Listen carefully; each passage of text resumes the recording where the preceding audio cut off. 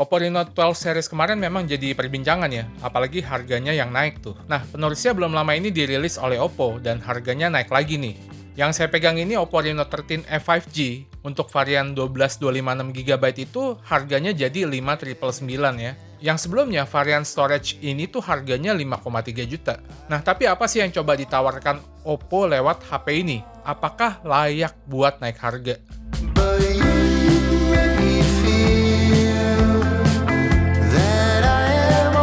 Pertama ngomongin desain dulu ya. Reno 13 A5G kali ini punya desain yang serupa dengan varian di atasnya. Jadi desainnya sama tuh kayak Reno 13 yang harganya 9 juta. Paling beda di materialnya aja. Kalau Reno F series sebelumnya kan biasa berbeda ya desainnya ya. Desainnya itu cakep sih, yang warna luminous blue ini cakep, terus simple tapi unik. Dia tuh nggak ada permainan warna atau pola yang macem-macem kayak di warna ungunya yang ada efek kupu-kupunya gitu ya. Ini tuh simple, materialnya sih pakai plastik dengan finishing doff yang halus. Oppo kan nyebut desainnya sebagai urban avant-garde aesthetic design ya. Saya sebagai penikmat film masih di ruang lingkup seni juga ya. Saya tuh nggak asing sama istilah avant-garde ini. Artinya itu kurang lebih kayak sesuatu yang eksperimental, inovatif, di luar pakem gitu ya, tapi jadinya keren dan mind-blowing gitu sih, artinya itu. Nah, kalau nyambungin istilah itu ke desain HP ini sih, terutama yang warna blue ini, mungkin terlihat dari kameranya ya, yang pinggirannya itu bisa kasih efek glowing gitu, padahal nggak ada lampu LED-nya loh. Ini keren sih. Tapi selebihnya sih ya, kayaknya agak keberatan di istilah ya. Karena kalau kita lihat, secara desain tuh sangat mirip iPhone ya. Dan desain frame kameranya juga kali ini mirip iPhone banget. iPhone 12 lebih tepatnya. Yang artinya dia nggak keluar pakem juga nih. Tapi terlepas dari itu, jujur secara desain overall ini cakep.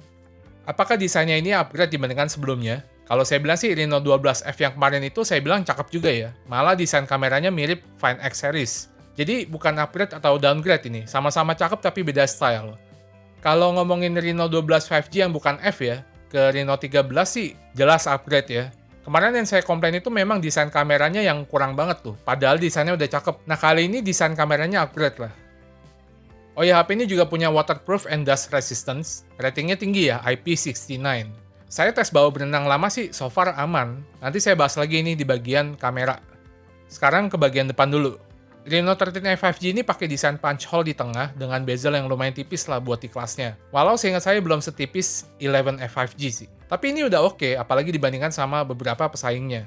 Panel layar HP ini pakai AMOLED dan kualitasnya untuk di kelasnya udah bagus ya. Warnanya vivid, kontrasnya pas. Yang F ini layarnya 8 bit ya, beda sama Reno 13 biasa yang udah 10 bit. Tapi sama sekali bukan masalah, mata awam kita juga bakal agak susah lihat perbedaannya pasti, apalagi kalau nontonnya YouTube ya atau sosial media. HP flagship pun layarnya masih ada yang pakai 8 bit juga ya. Yang lebih penting itu color gamutnya udah 100% DCI P3. Sama yang penting itu brightness-nya, udah bisa saya bilang cerah buat di kelasnya, termasuk di kondisi terik. Pas saya cek layarnya juga udah support HDR10 ya, tapi pas saya nonton beberapa video HDR di YouTube sih, brightness-nya itu jadi sedikit lebih redup dibandingkan nonton video non HDR tadi. Tapi kalau harga masih di bawah 6 juta tuh, hal ini masih bisa saya terima lah. Layarnya juga udah sangat smooth ya, dengan refresh rate di 120Hz.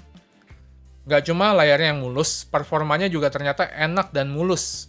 Saya coba buka tutup apps kerasa gegas ya, aplikasi sosmed, YouTube, e-commerce, enak. Coba langsung buka 3 aplikasi sekaligus juga lancar, nggak ada yang ngandet. Saya rasa ini faktor dari 2 hal ya, hardware dan softwarenya. Jadi untuk dapur pacunya, Reno 13 A5G ini pakai chipset Snapdragon 6 Gen 1. Saya awalnya sempat meragukan pemilihan chipset ini. Sampai akhirnya baru ingat lagi kalau 6 Gen 1 ini basically versi underclock dari Snapdragon 7S Gen 2. Ini benar-benar mirip, paling beda di clock speed sama bandwidth-nya aja ya. Terus kalau di Reno 12 A5G kan chipsetnya downgrade tuh dari Reno 11 A5G ya. Nah, di sini berarti dia upgrade dan lebih bagus juga dibandingkan Dimensity 7050 di 11 A5G ya. Jadi upgrade-nya signifikan gitu. Kelihatan juga pas dipakai buat gaming. PUBG settingan frame rate extreme itu nggak cuma ada di grafis smooth doang, seperti kebanyakan HP kelas menengah lainnya lah. Tapi di grafis HDR pun udah bisa. Jadi kita main di grafis HDR tuh bisa jalan dengan smooth di kisaran 60 fps. Udah kayak settingan HP flagship yang dulu-dulu ya.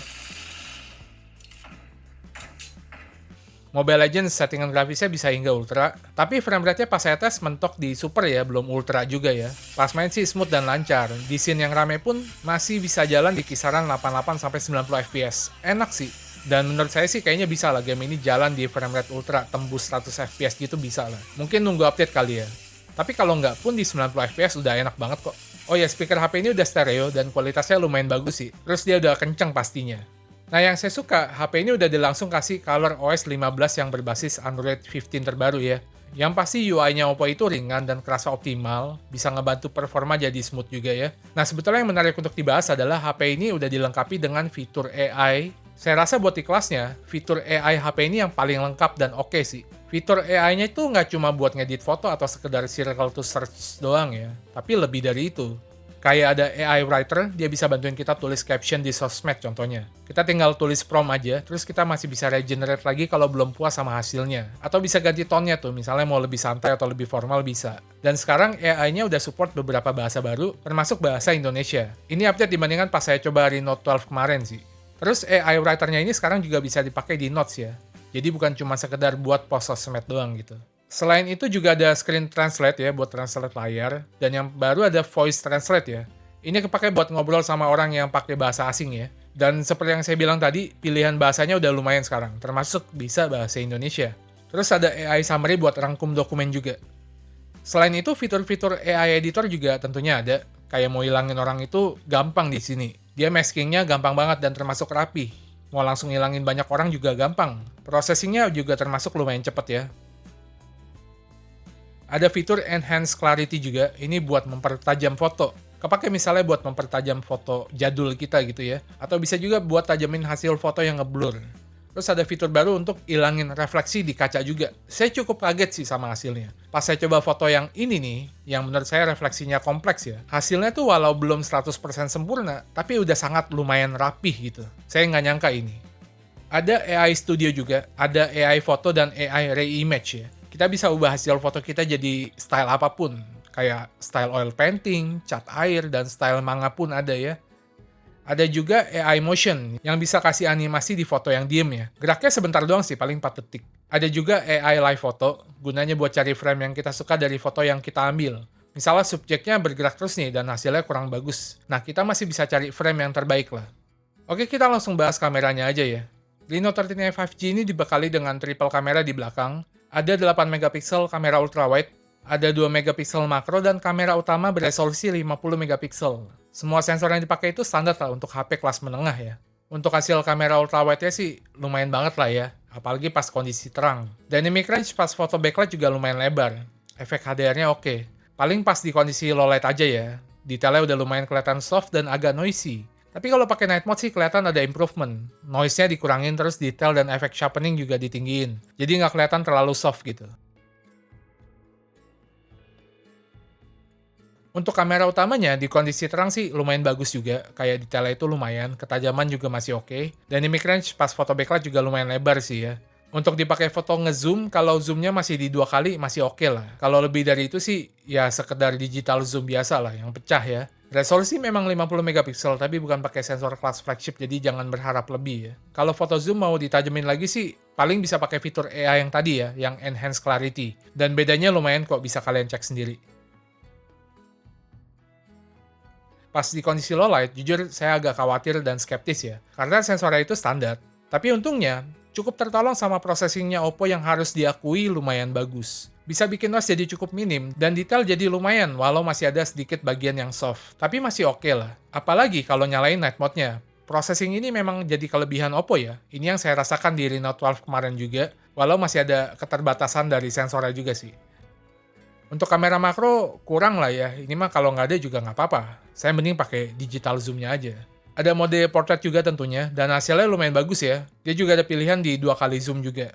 Nah, yang jadi salah satu fitur utama HP ini adalah adanya mode underwater. Jadi sekalian tuh ada rating IP69, kalau mau dibawa berenang bisa sekalian dipakai foto-foto juga di dalam air. Hasilnya pun lumayan banget ya, saya nggak nyangka bisa se-oke ini ya. Kalau HP masuk ke dalam air kan biasa layar sentuhnya jadi ngaco tuh, karena banyak tekanan yang di bawah air ya. Nah, di mode ini tuh touchscreen-nya jadi nggak berfungsi, jadi kita foto atau rekam video pakai tombol volume ya. Ini lebih efektif sih. Untuk keluar dari mode ini tinggal tahan tombol powernya. Pas keluar dari mode ini, dia tuh bakalan keluarin suara dari speakernya ya, speaker atas dan bawahnya, biar airnya juga keluar. Sebetulnya ada satu pertanyaan dari kehadiran underwater mode ini sih. Biasa kan HP yang punya rating waterproof itu nggak menyarankan kita bawa HP-nya berenang ya, dan udah pasti nggak ke cover garansi tuh. Dengan adanya mode underwater ini, apakah berarti Oppo secara nggak langsung bolehin bawa HP-nya ke dalam air ya? Oppo pede banget berarti sama ketahanan HP-nya ini ya. Saya sih yakin tetap nggak bakal ke cover garansi sih kalau rusak karena air ya, kecuali pakai asuransi Oppo Care misalnya. Kamera selfie HP ini beresolusi 32 megapiksel ya. Hasilnya sih bagus-bagus aja. Termasuk pas foto backlight ngelawan sinar matahari juga masih bagus. Dynamic range-nya lebar, dan pastinya ada mode portrait juga. Untuk perekaman video, kamera ultrawide bisa rekam hingga resolusi Full HD 30 fps. Pas di kondisi terang sih, hasilnya lumayan sebetulnya. Paling pas udah gelap aja, jadi kelihatan kurang ya. Jadi noisy, terus detail jadi soft, jadi kelihatan kurang tajam gitu. Kalau kamera utamanya bisa rekam hingga 4K 30 fps, di Full HD ada pilihan 60 fps. Hasil kamera utamanya sih pas terang masih bagus menurut saya. Masih tajam, detailnya juga tertangkap dengan baik. Dynamic range pas rekam backlight juga not bad ya, nggak selebar di processing fotonya tapi masih lumayan lah. Paling pas masuk ke low light nih, detailnya sih not bad, lumayan. Cuman noise-nya buset banyak ya, di kondisi yang masih banyak lampunya juga masih kelihatan banget noise-nya. Kalau hasil fotonya mungkin masih bisa ketolong sama processing-nya. Kalau di videonya udah nggak bisa tuh. Soalnya processing video HP di kelas menengah memang nggak se-advance di HP flagship ya. HP ini ada video stabilisasi juga, pas saya tes sih di 4K juga jalan stabilisasinya. Di Full HD 30 fps juga udah pasti jalan, tapi di Full HD 60 fps nggak jalan ya, bisa kalian lihat sendiri. Untuk kamera depannya bisa rekam hingga Full HD 30 fps, hasilnya lumayan bagus sih menurut saya. Reno 13e 5G ini punya kapasitas baterai 5800 mAh, ini upgrade dan ini sangat besar ya. Terus support SuperVOOC 45 watt yang masih dikasih di dalam box penjualan juga. Ada NFC dan untuk slotnya dia pakai hybrid. Oke, kesimpulannya gimana? Jadi harga Oppo Reno 13e 5G ini memang naik ya, tapi untungnya Oppo ada kasih peningkatan penting di chipset. Di bagian ini bakal cukup terasa lah. Terus mereka juga kasih desain yang cakep dan dikasih rating waterproof yang tinggi, IP69.